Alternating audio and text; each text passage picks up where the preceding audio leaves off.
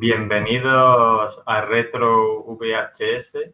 Hoy contamos con la presencia siempre estelar de nuestro querido Phantom, experto en cine de terror y en Sean Connery. Hoy vamos a hablar de una película que se considera un clásico del cine de aventura, El hombre que pudo reinar. En inglés creo que era The Man That Who Will Be King, que es básicamente lo mismo, protagonizada por Sean Connery y Michael Caine, dos grandes actores británicos, y dirigida por un director estadounidense, el señor John Huston, que dirige películas como tan legendarias como, por ejemplo, La Reina de África, entre otras muchas. Y bueno, dicho todo esto, pues la película en su día fue un éxito bastante interesante. Le voy a dar paso al señor de Phantom para que nos haga una de sus famosas sinopsis. Sí, pues como dijiste, fue todo un éxito en taquilla y dejó un legado muy importante. Y la película, pues, trata sobre la historia que sigue a dos personajes. Uno de ellos se llama Daniel, el otro se llama el señor Carnahan. El primero, Daniel, es interpretado por Sean Connery y el segundo, bueno, Michael Caine. Son dos soldados británicos, ¿no? Que son muy ambiciosos y carismáticos. Cansados de la vida en la India, bueno, pues deciden viajar al reino de Kafiristán, un país ficticio, con el audaz plan de convertirse en los reyes de una tribu local, ¿no? Y bueno, gracias a su experiencia militar y al uso de las armas modernas, pues lograrán imponerse ante, como si fueran ellos mismos unos reyes, ¿no? Y pues este plan tendrá una serie de consecuencias que no serán del todo buenas. He de añadir que esta película está basada en un relato del señor Rudyard Kipling, el escritor conocido, entre otras cosas, por el libro de la selva, y por eso tiene este tono aventurero, pero a su vez este tono de crítica. En este caso hay que entender que el señor Kipling era un británico, sí, pero un británico que había nacido en la India. Entonces veía la realidad de forma diferente que un inglés que haya nacido en Londres. Entonces, pues sus obras siempre van a tener un poco de crítica social, en este caso un poco crítica al colonialismo, porque estos señores, aventureros muy grandes y tal y cual, pero luego en realidad son unos, te encariñas con ellos, pero son unos sinvergüenzas y unos desgraciados. Yo me acuerdo que comentabas tú, Fanta, la escena del señor que se comía la sandía ahí en el tren, que tiraba las pepitas al suelo, y el otro no se le ocurre otra cosa que vale que el tren iba despacio y que no se iba a matar, pero daño sí se iba a hacer un poco, y no se le ocurre otra cosa que tirarlo por el tren. Pues yo qué sé, mínimo decirle, hombre, no tire las pepitas al suelo o tírelas por la ventana, yo qué sé. Pero no. Que fuera.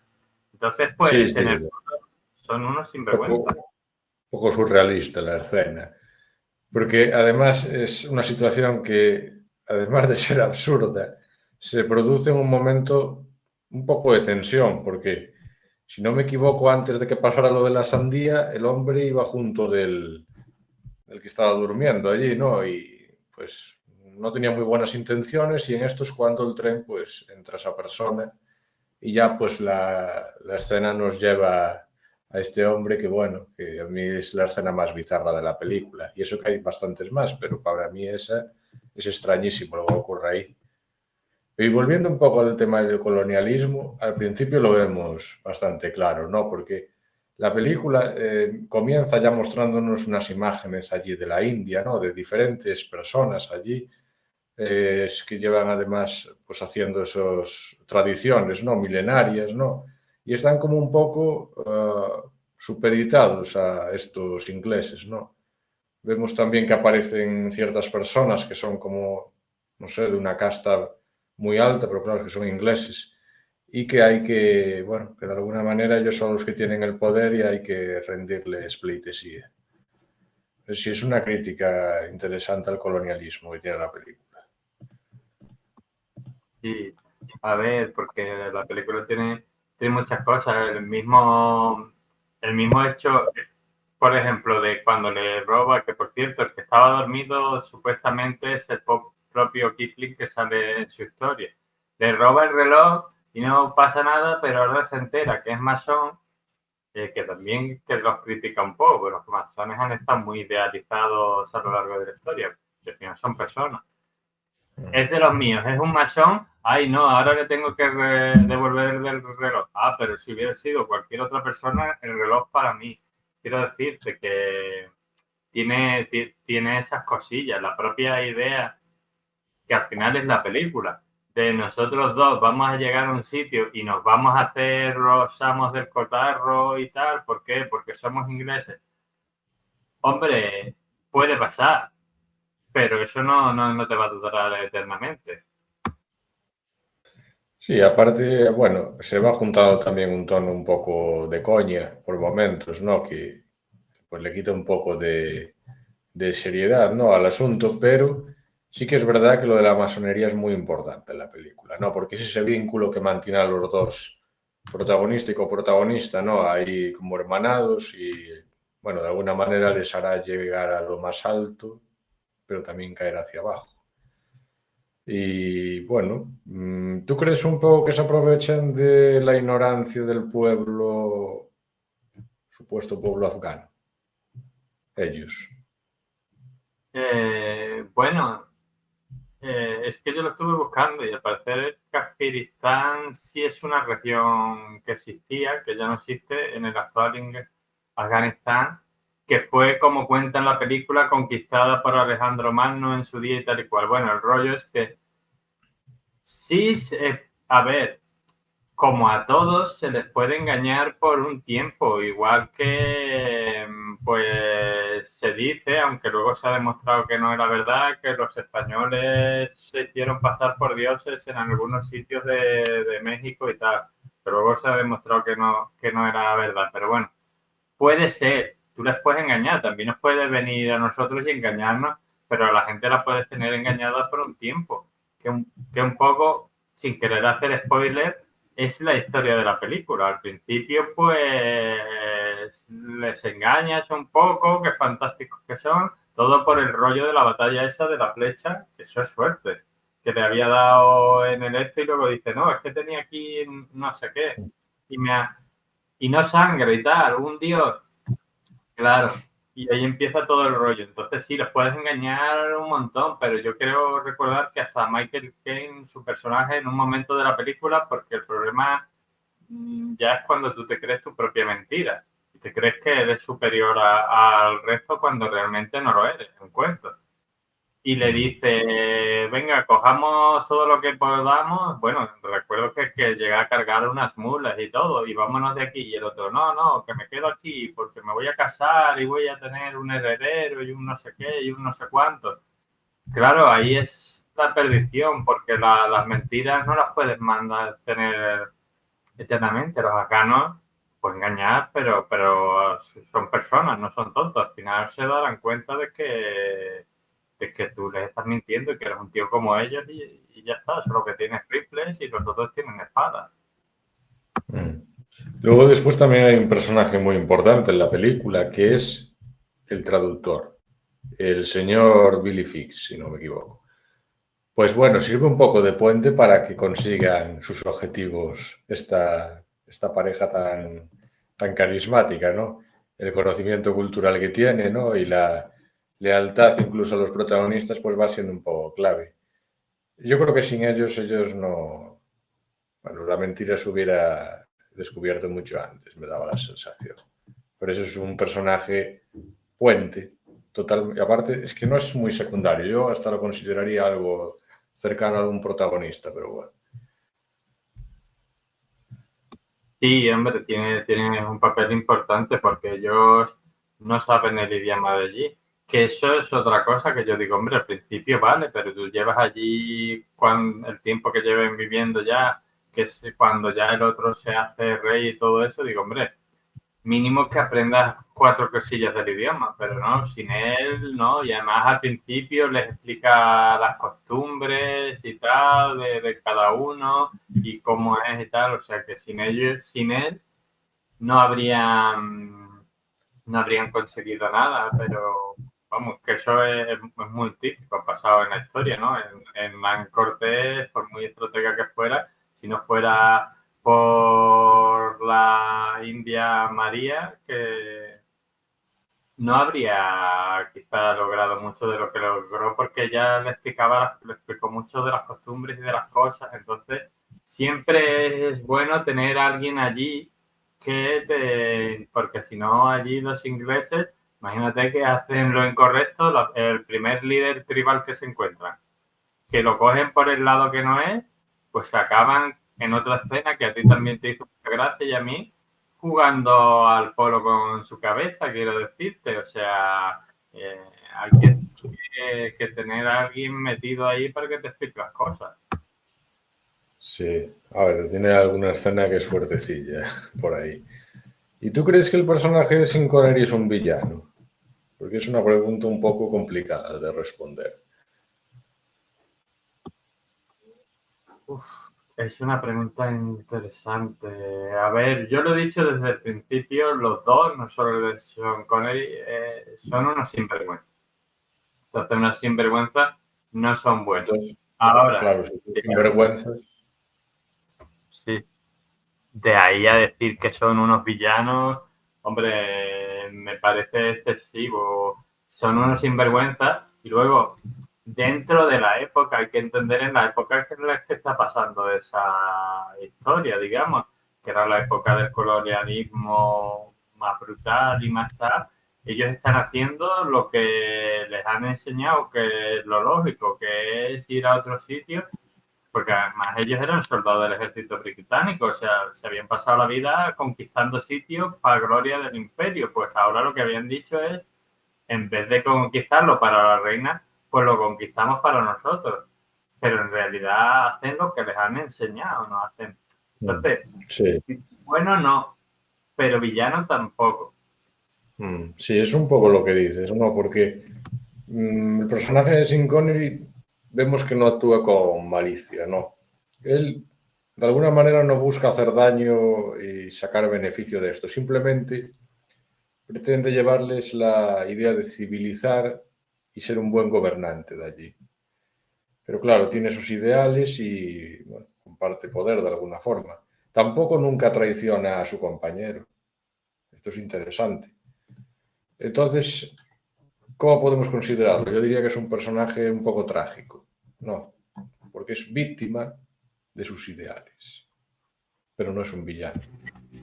Hombre, es víctima de sus ideales, víctima quizás también de su tiempo, digamos, de lo que le han enseñado. Entonces, pues, es eso, es un personaje trágico en ese sentido, igual que también el personaje de Michael Caine, los dos pues son personajes de su tiempo, son dos bribones, pero es que en realidad pues era lo que les habían enseñado a hacer en cierta manera, entonces pues bueno, tiene su parte de tragedia, pero luego tú lo ves cuando es rey y tal, en una de las escenas que le traen ahí, que esa escena también es bizarrísima, ese señor que tenía no sé cuántas ovejas porque cada vez que su mujer le engañaba con un hombre, pues el que se había liado con la mujer le tenía que dar no sé cuántas ovejas y entonces el otro dijo, hombre, pero esto qué es, digo,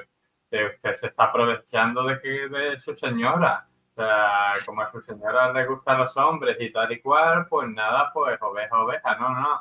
Y se ve cómo lo solucionan de una forma equitativa porque el señor le estaba dejando sin ovejas al resto. O, por ejemplo, lo de la idea del grano, de no, creo que era grano, pero no me acuerdo bien lo traéis aquí a la ciudad y lo guardamos y si alguien necesita y tal y cual, porque lo que le proponían era, como no tenemos grano, un pueblo, saqueamos al resto hasta que tengamos lo que necesitamos. Y él dijo, no, hombre, no, que todos los pueblos me den parte de su grano, lo guardamos aquí y cuando alguien lo necesite.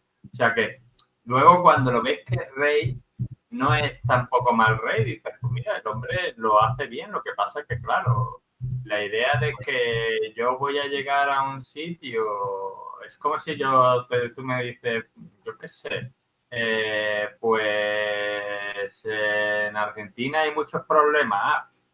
Eso me mandan allí, yo me hago con el control y lo soluciono todo.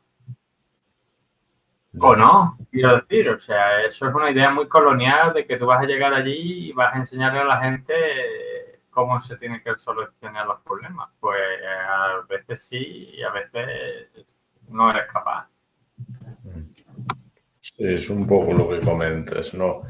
Yo ya dije antes que creo que se cegó por el poder y bueno, tiene ese final que abriendo spoiler no va a acabar bien.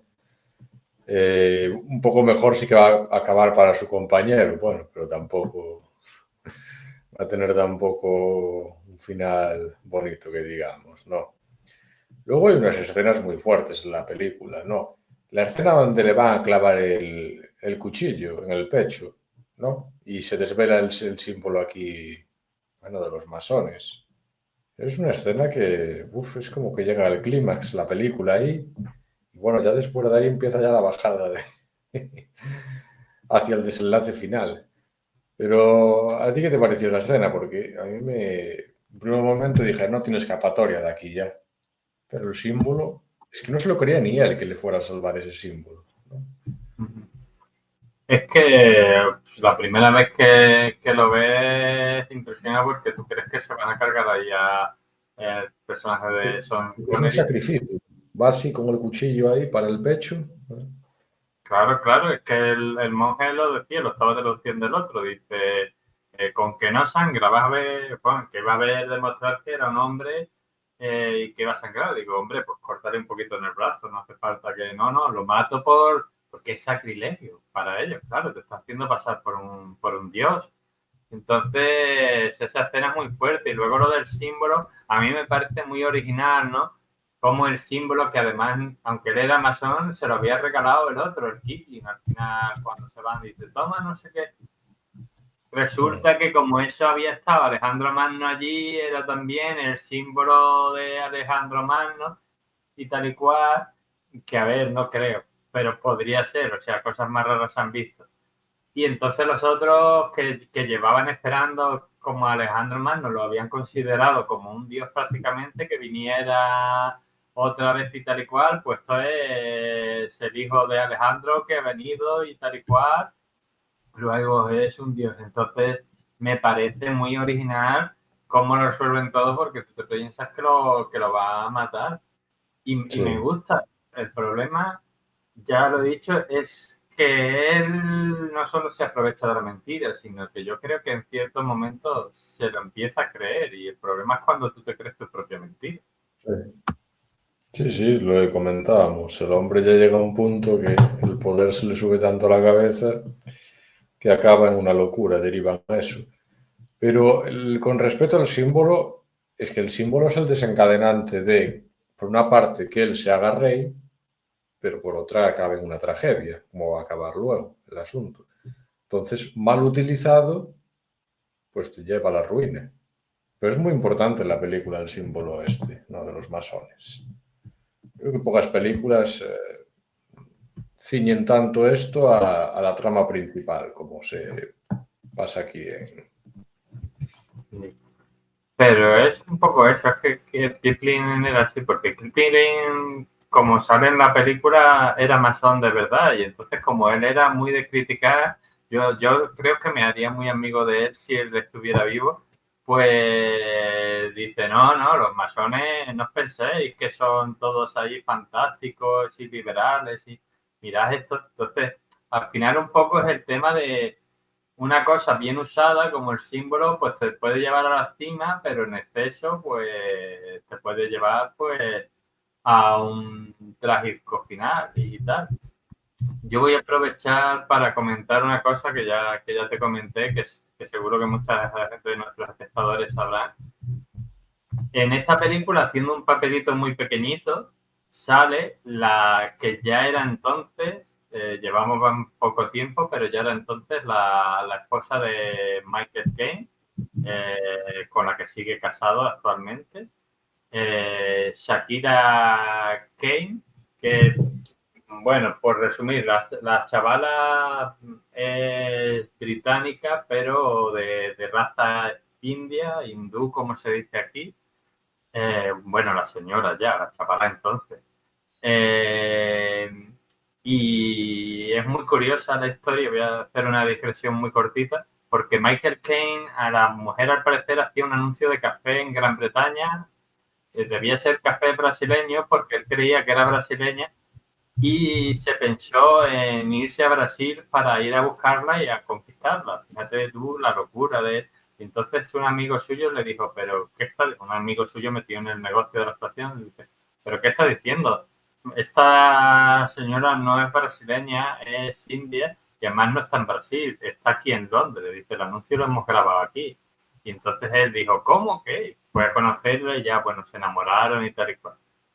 Y por lo que sea, en la película esta, pues seguramente pues necesitaban a alguien para hacer el papel de la chica que le roba el corazón a Sean Connery y la cogieron a ella, porque la verdad que la señora es guapa. Y ya digo, hace un papelito cortito, pero es parte del camino a la perdición, digamos, del personaje de Sean Connery. No por culpa de ella, ojo, sino por culpa de él, que además, y eso me gustaría que lo comentáramos, ellos, delante del señor Kipling, firmaron un contrato en el que decían que no iban a beber ni tener relaciones con mujeres hasta que cumplieran su objetivo, porque, bueno, esas dos cosas pues les podían llevar por el mal camino. Y al final, mira, a lo mejor no estaban tan equivocados.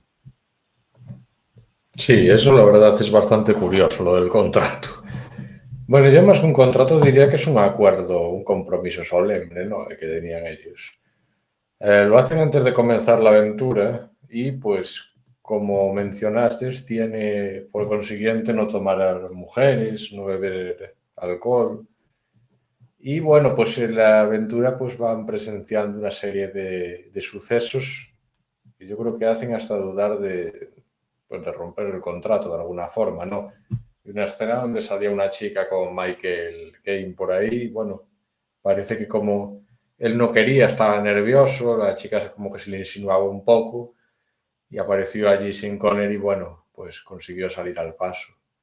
Pero esto es curioso porque empieza la película, te lo desarrollas al principio y dices, ostras, y bueno, pues se lo toman como que lo van a cumplir y tal, y bueno, peculiares, la verdad.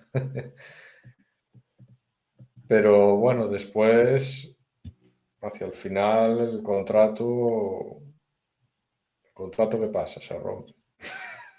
Sí, no estaba tan mal equivocado el contrato. Por cierto, la escena esa que dices tú de Michael Caine es graciosísima, pero la película también tiene mucho humor, humor negro, pero mucho humor. Y le dice que no quiere señora. Claro, los otros no lo entienden y como tenían otra mentalidad, a lo mejor más abierta que la de los británicos de la época, dice, pues señores, tenemos aquí fantásticos muchachos. Y el otro, no, no, no, en plan de que no quiero tener relaciones sexuales, que no es que no me gusten las mujeres, es graciosa, por lo menos a mí me hace gracia la escena por eso, por la naturalidad de los otros de decir, ah, bueno, no te gustan las señoras también, por habernos ayudado te puedes llevar aquí a un no de nuestros hombres y tal. Entonces, está gracioso. Que eso me lleva a otra cosa que quería comentarte de la escena esa que también te impactó a ti bastante de cuando juegan al polo. Al polo, los que no lo sepan, es jugar a caballo y le vas dando una pelotita y tal y cual con un palo, un martillo largo y tal. Y ellos jugaban al polo, pero con las cabezas de sus enemigos, que eso da lugar a una escena que tú me comentaste que te marcó un poco. Ah, sí, es verdad que, bueno, decía que había que respetar sus costumbres, no tener prejuicios. Bueno, lo decían con una naturalidad que es eso, como dices tú, el humor negro, ¿no? Salía todo el rato en la película. Pero sí, sí, es una escena, porque yo, claro, yo al principio no asociaba bien, dije, bueno, están jugando ahí con algo dentro y tal, pero hasta que después me di cuenta de que, pues es una cabeza. Ostras, y quedas ahí ya un poco asustado. Y eso, la respuesta es que es totalmente surrealista, son sus costumbres, respetémoslas. Sí, hombre, al final, pues eso, pero es gracioso, ¿no? Porque cuando les interesa, pues sí, pero cuando no, no, pero es en plan de, bueno, déjalo, si al total a nosotros no nos perjudica. Pero es interesante cómo ellos tienen mucha suerte también a lo largo y yo creo que ellos no son conscientes. Hay una parte, por ejemplo, cuando están con lo de que está nevando, cuando todavía no han llegado al reino este, que están ahí refugiados y ya parece que va a ser su final, y empiezan a contar anécdotas graciosas porque había un sitio por donde ellos no podían pasar. Y entonces era su problema, que se iban a congelar. Y entonces empiezan a reírse y eso provoca una luz que hace que al final tape el sitio por el que no podían pasar, entonces pasan. Por no extenderme más, porque cosas como estas le van pasando a lo largo de la película. Lo que hemos dicho del símbolo, por ejemplo, también. O sea, esta gente tiene mucha suerte y yo creo que quizás ese es uno de sus problemas y quizás aquí también venga un poco la crítica de Kipling en el sentido de que como ellos tienen tan asumido, porque les han enseñado de que ellos son superiores al resto y todo eso, que al final las cosas que le pasan porque ellos son mejores y lo han hecho muy bien y ya está. No, no ha sido mejor. O sea, ¿tú cómo ibas a saber que por reírte, porque creías que te ibas a morir, eh, iba a caer una luz y tapar eso? O sea, eso es suerte y lo del símbolo es suerte. O sea, ellos están muchas veces al extremo y les va la suerte. Pero yo creo, por lo menos en mi opinión, que ellos no se dan cuenta, que ellos creen que las cosas son así porque ellos son unos tíos fantásticos. Sí, sí, ellos están completamente cegados y sobre todo el personaje de Sean Connery, el que más. Por eso después, hacia el final, ya la última escena y abriendo spoiler, yo creo que la película pues nos trata un poco de despistar, ¿no? Cuando parece que todo va a empezar a salir bien, hay algo inesperado, ¿no? Y es lo de la chica. ¿Qué ocurre allí con la chica? Que le muerde. Y esa mordedura pues ocasiona la sangre y ya por consiguiente se desata allí la locura allí entre todos, ¿no? Empieza eso, parece ya una película de Jesucristo donde empiezan todos a tirar piedras allí y tienen que escapar de alguna forma y con ese final trágico. Y después vuelve otra vez la película al comienzo. Si quieres podemos explicar un poco la escena esta porque a mí me pareció, bueno, ya apoteósica ya, desde luego. Vale, de acuerdo. Advertimos a la gente de que aquí, bueno, ya ha habido unos cuantos spoilers, pero de que aquí va a haber un spoiler más grande, así que si estáis viendo esto y no queréis escucharlo, pues saltaros 5 minutillos, que no pasa nada, y ya escucháis esos 5 minutos cuando hayáis visto la película. Sí, a ver, como hemos dicho, pues ellos van a realizar la boda, ¿no? Porque ya está totalmente el hombre cegado y claro, en el momento que va a subir al altar, ¿no? Para ya tomar la mano definitivamente y casarse, pues la mujer le muerde y claro, aquí, ¿qué pasa? Pues se desata la locura, ¿no? He de decir que ya estaba nerviosa, se veía, ¿no? Asustada. Porque yo creo que hasta ese momento ella seguía creyendo que era pues, un dios, ¿no? Es que hay una escena antes en la que hemos dicho del papel de importante del intérprete, tan importante que yo creo que la tenían que haber hecho más caso. Hay una escena que es cuando Sean Connery la conoce, que el otro le dice que ellos tienen la creencia de que si una mujer pues tiene relaciones como un dios, como es un dios, ella iba a salir ardiendo. Entonces, ella, como gran parte de los que estaban allí, como nunca la habían visto sangrar, tenía el símbolo sagrado, toda esa serie de cosas, creía que Sean Connery era un dios. Entonces, según su creencia, ella creía que en el momento que él se acostara con ella iba a morir. Imagínate tú que te pasara eso, pues yo estaría también muerto de miedo porque dices, es que me voy a morir. Entonces, claro, reacciona pues de una forma así instintiva, yo creo, mordiéndole, que no es que a lo mejor que le deseara mal, sino que era en plan de no quiero morir.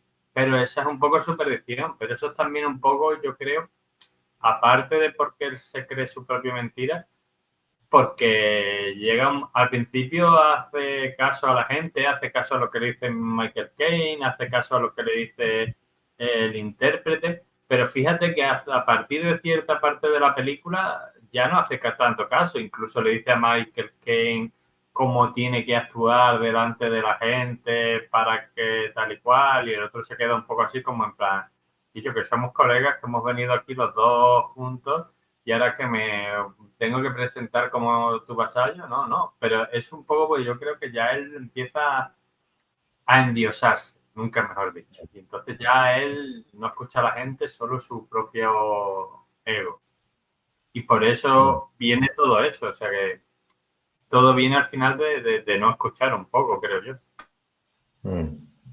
Sí, y después de la escena ya cuando ya son perseguidos, el hombre pues es capturado, ¿no? Y llevado a un puente colgante. Y allí, a pesar de estar atado, pues frente a ese destino fatal, pues cantando con dignidad, ¿no? Una canción militar. Que bueno, es un poco como para quitarle hierro al asunto en la película de Dos hombres y un destino, ¿no? Ese desenlace que ya no se puede evitar, pues ya tomarlo de la mejor forma y ya está. Y ya termina el hombre cayendo al vacío y bueno, la cabeza, digamos que cuando cortan las cuerdas, pues ya cae y esto es como la caída del rey, ¿no? De alguna forma. Después recogen su cabeza y la llevan de nuevo a la civilización, ¿no? Y es como eso, es una moraleja la fragilidad del poder, ¿no? Que si todo pende de un hilo, en cualquier momento pues rompe y ya no hay nada que hacer. Pues eso es lo bueno de esta película, que te deja una moraleja interesante. Sí, y bueno, tiene también la cosa del misterio hasta el final de la película. No sabes bien quién de los dos ha sobrevivido porque el que te aparece ahí, que es porque la historia empieza por el final, empieza por Michael alguien, ya se me ha escapado un poco, pero bueno, después de lo que hemos contado, la gente ya lo sabrá. Un personaje contando, uno de los dos contando la historia de lo que ha pasado ahí, y entonces ahora empieza la historia desde el principio. Entonces, como parece tan demacrado ahí en las sombras y todo muy bien hecho para que tú tengas dudas de, uy, parece que es este, pero a lo mejor no sé qué, hasta el final que enseña la cabeza y ya te lo muestran un poco mejor y ya dices, es este. Pues tiene esa cosa de misterio ahí de cuál de los dos es el que ha sobrevivido y también qué les ha pasado, o sea, cómo han llegado ahí. Y conforme va avanzando la película y los ves tú ahí también con sus uniformes, con sus cosas, dices, ¿cómo se corresponde esto con lo que he visto al principio de la película? Pues bueno, al final la película te lo acaba contando. Sí, y sin más preámbulo, podemos dar las valoraciones finales. Voy a empezar yo porque, bueno, no sé, creo que voy a ser el que la dé más baja, entonces, pues comienzo. Yo le voy a poner una gran nota, le voy a dar un 8. Creo que es una película, bueno, de las obras maestras, ¿no? Del cine de aventuras. Se combina lo que es la exploración, la amistad, diferentes valores, ¿no? Con una profundidad temática bastante interesante, ¿no? A pesar de ser una película de aventuras, pues te transmite una historia muy buena, que también está llena de acción porque el ritmo no decae en ningún momento. Las actuaciones de Sean Connery y Michael Caine están muy bien. Se representa esa química, como vimos ya en otras películas. Aquí, en el tema de las aventuras, pues queda excelente. Y creo que también la dirección de la película es muy buena, John Huston, ¿no? Se equilibran distintos momentos épicos con detalles más íntimos, más humanos hacia los personajes. Como dije, el ritmo es muy bueno, la tensión también es constante en distintos momentos y te irá atrapando poco a poco hasta llegar al clímax final. Por eso yo le pongo un 8 porque me pareció una película muy buena y para repetir todas las veces que se quiere.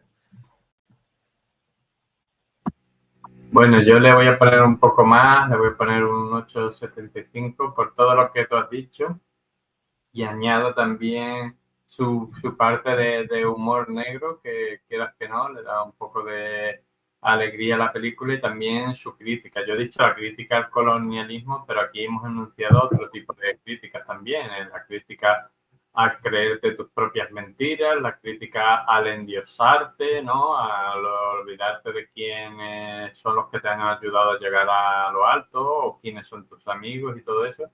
Entonces, todo eso combinado con lo que tú has dicho y con la aventura, pues creo que hacen una película bastante interesante, bastante entretenida y bueno, que puede disfrutar un amplio público. Así que con todo esto, las notas dadas, pues el 8, el 8,75 le queda un notable alto, así que bastante bien. Pues nada, nos despedimos hasta la próxima. Esperamos que hayáis disfrutado y bueno, ya nos veremos con más cine y con más historias interesantes.